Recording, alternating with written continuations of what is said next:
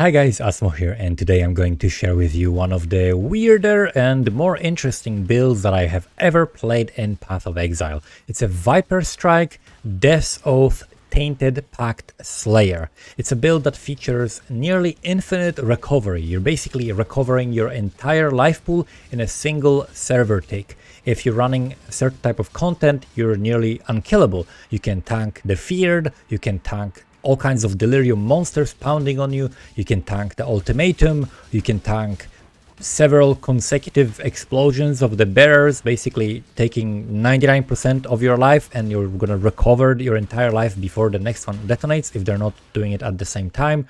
This build has just huge amount of recovery. It's very fun to map with. However, it has a lot of different drawbacks that I want to talk about. I still want to share this build even though I don't want to recommend it to beginners or basically to anybody that doesn't really like this archetype, but it has so many really cool mechanics that I wanted to make a video and share them with you because I think this can be very educational. So let's break down the basic mechanics of the build first and talk about the most important things that make it work. So we're using Echo Forge, which allows me to do basically only chaos damage, no physical, no elemental damage, and it also gives me the ability to shock with my chaos damage. I'm using Viper Strike because this is one of the skills that is like the easiest to scale poisons with. Just comes with the poison chance, comes with the right scaling. There is nothing fancy that we need to do about this. So I'm using Viper Strike with Echo Forge.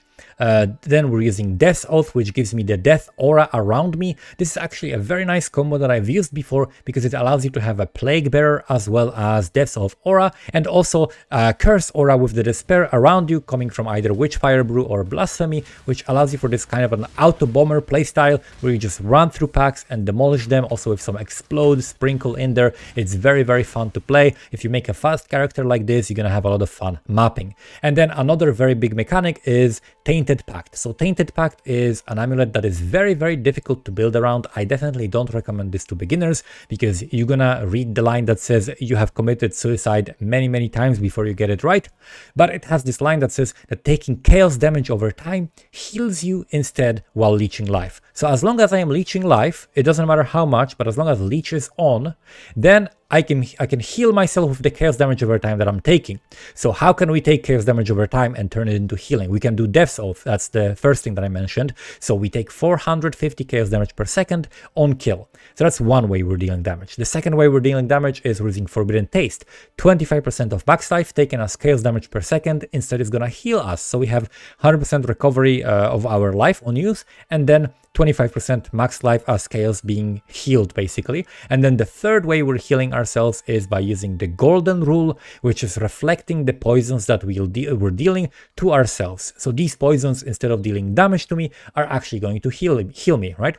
But how do we make sure that my leech is longer than my poison duration? Because this is what you need to figure out if you want to play this. This is not that difficult if you're playing just like a regular Slayer build that is doing hit damage.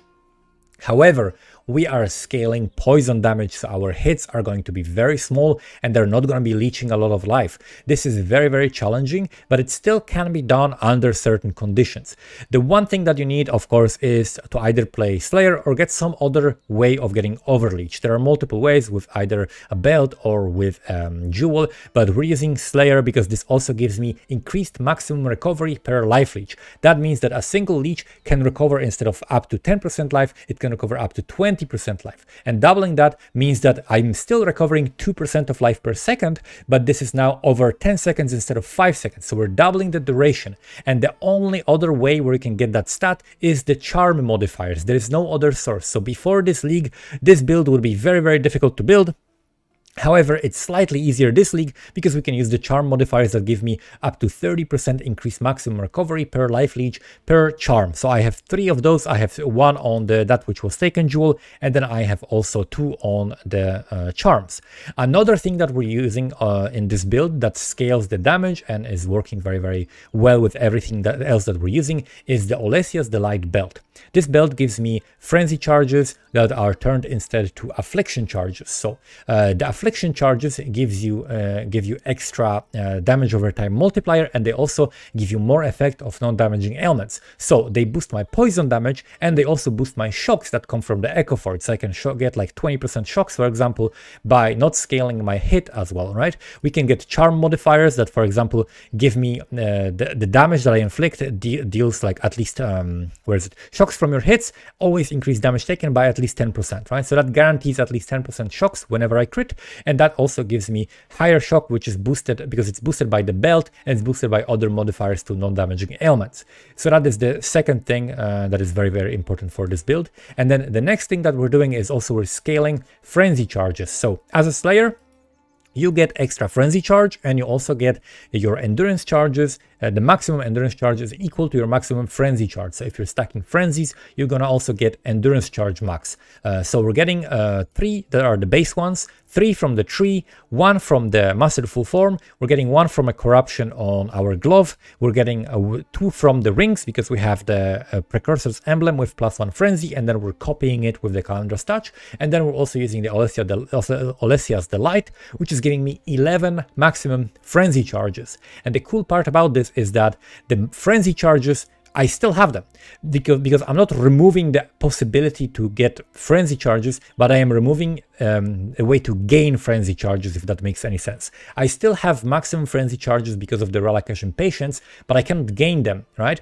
However, I can gain the affliction charges. So this completely just, these belts are absolutely broken this league because of the Relacash. This interaction is very, very powerful. You can use this with different Maven belts, depending on which charges you're stacking. But basically, I have a source of frenzy charges from that which was taken. So we have a 6% chance to gain frenzy on hit. So we're gaining, instead of frenzy, the affliction charges. So these are the ones that I actually have to build up to 11, but the other ones I have on at all times. So at all times I have the frenzies, endurance, and power charges. So those are the basic mechanics of the build.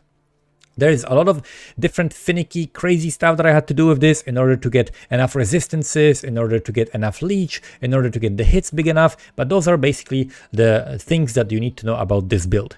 On paper, this build has a really, really good stats, because if you look at POB, for example, we have here 44 million DPS, and this is on config for Guardian / Pinnacle boss, right? So we have Pinnacle bosses, 44 million DPS, dot cap, right? Hitting dot cap on the Viper Strike Poison.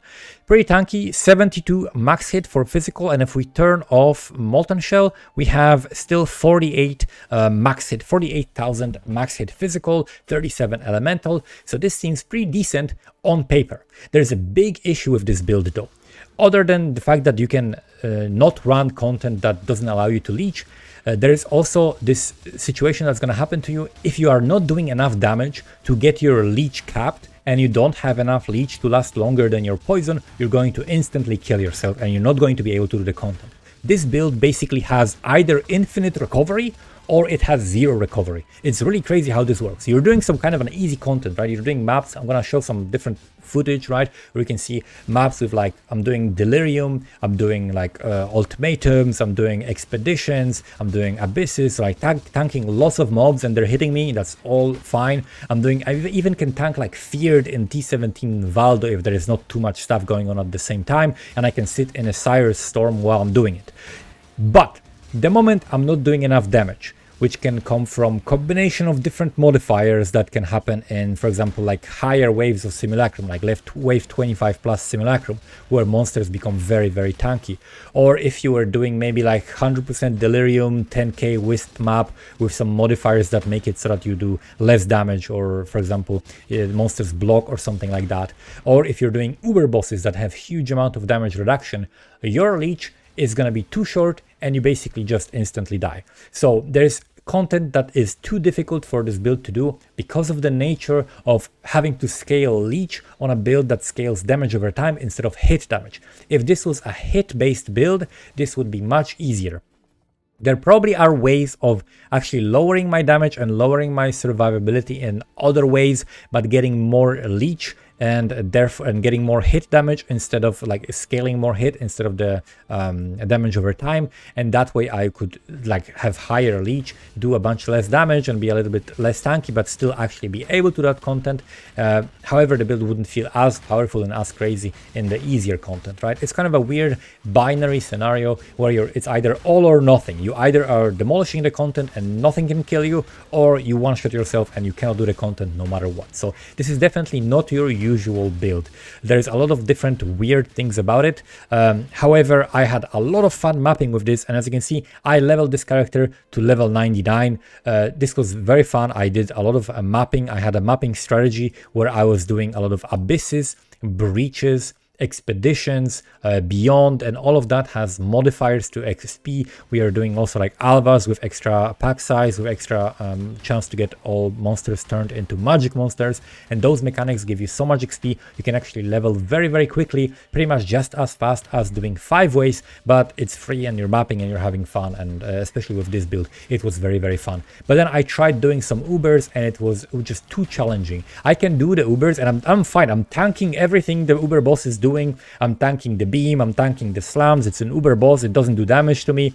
The moment I stop hitting it, I'm just dead, right? The moment I stop hitting it, there's nothing I can do. I can come back into the arena and finish it, but it's kind of annoying and it's not really a fun playstyle for this amount of investment, right? So you can do a lot of content on this, however, be warned, right? So just to summarize, basically, fun mapping build, cool mechanics combined, but Tainted Pact is not something that you really want to do on damage over time skills. You definitely would prefer to be scaling hit for bigger leeches, and also Tainted Pact has a lot of drawbacks that you have to be aware of, such as, for example, if you're going into a boss room and there's only one pack of monsters there that you can hit, only that pack, and it's a magic pack, and they have a modifier that they cannot be leeched from, you're going to hit them and you're going to instantly die. Sometimes if you, for example, leap slam into a pack of monsters, you're going to poison them, because, for example, you have the gloves, right? The gloves give you attacks have 60% chance to poison on maximum frenzy charges, which you're always at. So if you leap slam into a pack of monsters, before hitting anything and you don't have leech on, you're also gonna one-shot yourself, right? So there are situations where you simply need to make sure that the first thing you do is you attack a monster and then you do whatever the hell you want. But if you don't attack a monster and if you don't start your leech, then you're gonna kill yourself and it's gonna be a miserable experience. Overall, I would say this is a failed experiment, because I thought this build is actually, maybe it's not failed experiment, but I think it's a very fun build, but it has very strong limitations, right? Up until a certain point, it's very fun, it performs very well. If I just wanted to level the character to 100 and I wanted to pick a build to do this in maps and have fun with, this actually will be pretty good for that. This is really fun for like slaying hordes of monsters in your maps. But for doing certain bosses, or for doing like simulacrums consistently and things like that, and for doing the more challenging content in the game, this is not something that I would recommend. You will still find the POB in the description, but be warned, I gave you a fair disclaimer. Next build is going to be probably also featuring Slayer. It's going to be something special, so stay tuned for that. Make sure to like the video if you like the video, subscribe, and I will see you guys next time. Take care.